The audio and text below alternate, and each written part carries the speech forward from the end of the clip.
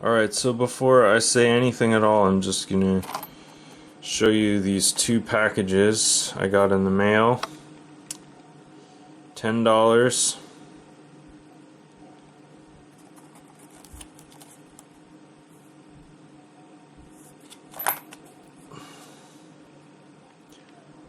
Ultimate torque. Not just ordinary torque. Ultimate torque.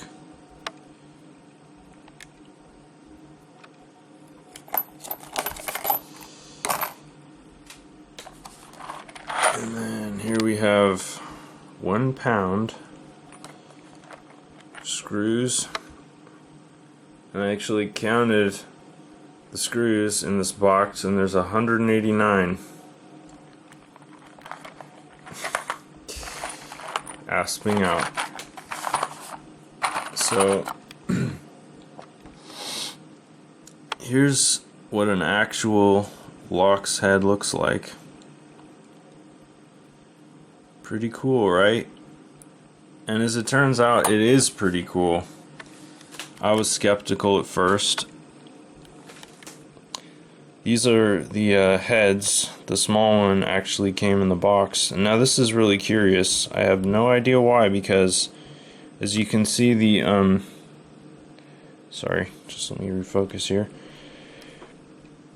The ID number 2002 LN is the same on these two bits, but as you can see, they are not the same. One of them, the shank is longer, the indentations are longer. Anyway, I just found that kind of curious.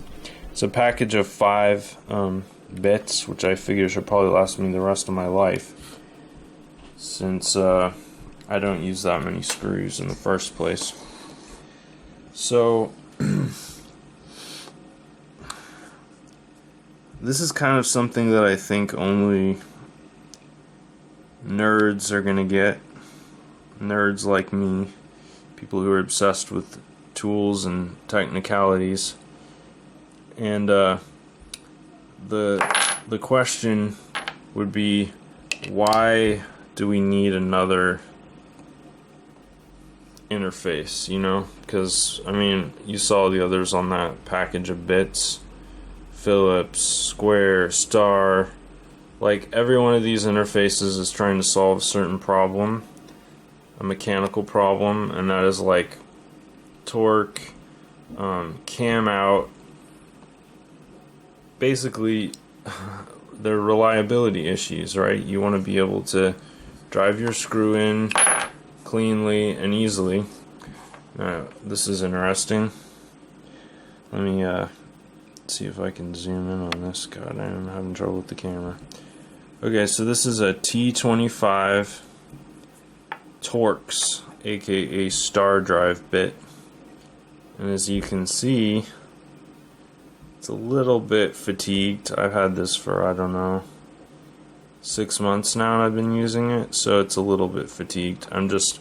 That's a disclaimer. These are actually the screws of my preference. Stainless steel Torx head screws, 2 to 3 inches usually works for most of my projects. But take a look at this wobble here. Like I said, the bit is a bit fatigued, but in reality, fatigue can only account for so much, and not this much. This is a tolerance issue. Like, here, I don't want to make it seem like I'm engineering this comparison unfairly, but like, that is a lot of play in there, right? Now I've got the brand new Lox Drive right next to it.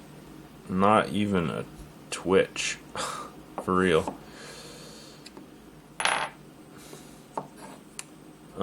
This is one of the shorter shanked heads, but precise tolerances. In fact, after trying out these screws, I actually started thinking to myself, it's almost like the tolerances are more significant than the design of the head itself. I mean, of course, something like Phillips, which is inherently designed to cam out, that's not so much an issue. But when it comes to these heads that are specifically designed for torque and really solid connection, yes, tolerances really matter, because the tolerances for this are basically almost zero. I mean, you can see the wobbling here. Yeah, it's wobbling a little, but compare it to the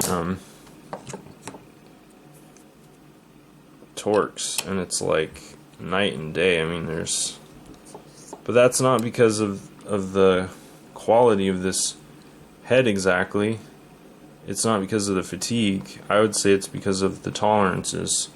The fact is, the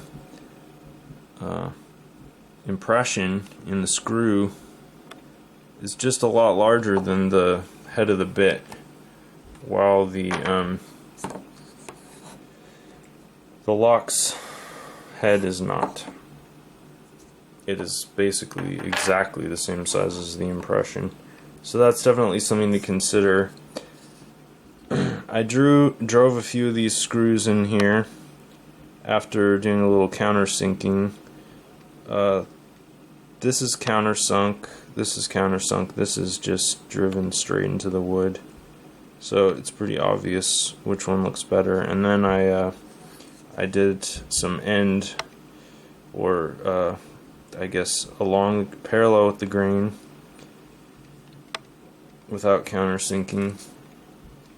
The only reason I bring this up is because if you noticed on the base of the head of the screw, and this is kind of cool because there's like a little flange on there for it's kind of a newer feature in screws, and it's an automatic countersinking type thing. So when this screw head is speeding into the wood, it actually is supposed to kind of like drill it out a little, or at least smash the wood in the right direction, so you get a little bit cleaner of a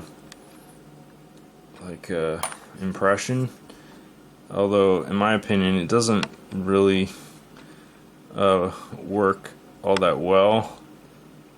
I mean, maybe with hardwood it would work a little bit better. This is just some crappy Douglas fir, I think, a piece of scrap I had laying around. But yeah, pretty messy even with that little feature. Still kind of cool, and it's not like engineering wise it really costs anything extra. Yeah, so not much else to talk about in this video other than that the reason I became interested in these alternative screw interfaces is because of a company that started a Kickstarter a while ago called Outlaw Fasteners, and they were using a interface which they were calling UNI-bit, I think, at the time, which is kind of interesting because I thought they had created it. I thought it was a unique innovation, but as it turns out, the head interface design was already in existence and licensed. It was created by a company called UNI-SCREW, I think is the actual name of the interface. Anyway, you can look it up if you're interested. I just found that to be a curious fact. But that particular interface was basically designed to solve a number of fastener interface related problems, one of them being the necessity of multiple bits for different size screws. So the Unibit, I'm sorry I don't have pictures or anything, but it's really easy to look up. The UNI-SCREW interface has 3 tiers of hex heads, kind of like a layer cake, with a really small one, a medium one, and then a large one.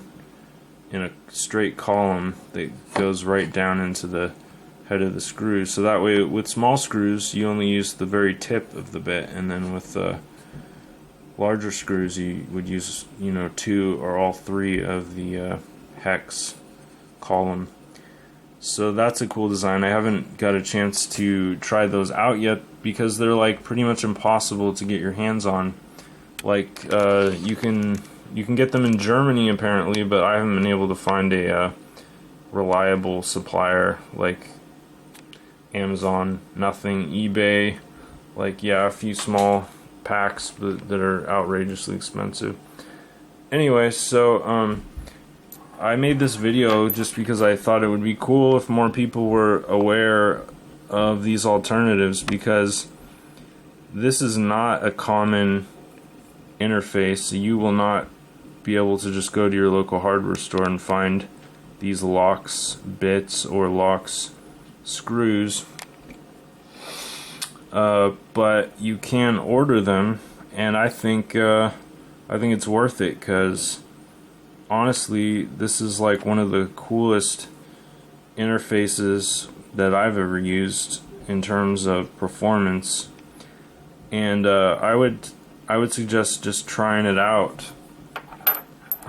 I mean, I don't know, it's kind of ridiculous, because like, really, Torx are good enough, you know, but like, it's fun to play around with these new innovations, although these aren't that new, but you know, whatever, that's how you create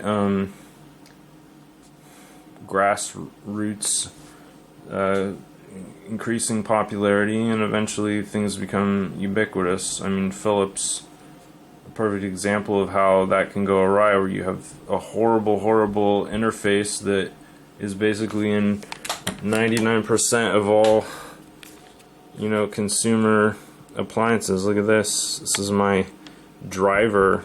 This is brand new. It's like, I bought this in late 2015. Philips screws all over this thing, and they're crap. So like, what if we could just replace all those with something better, which, you know, it could be Torx, or it could be Lox, or it could be UNI-SCREW.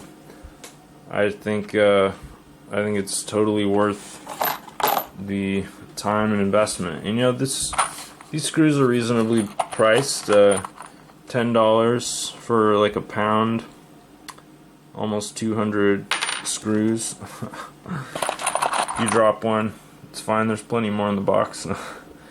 Anyway, yeah, if you drop 2, there's still plenty more.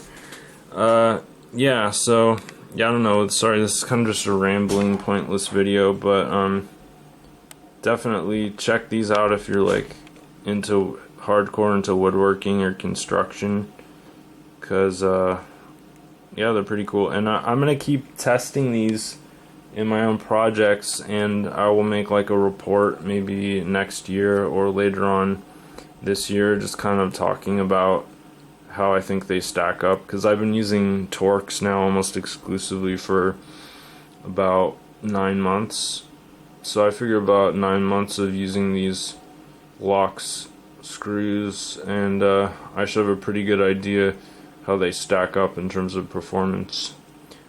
But the more people who are trying them out and increasing demand, the better, I think. So yeah, thanks for watching.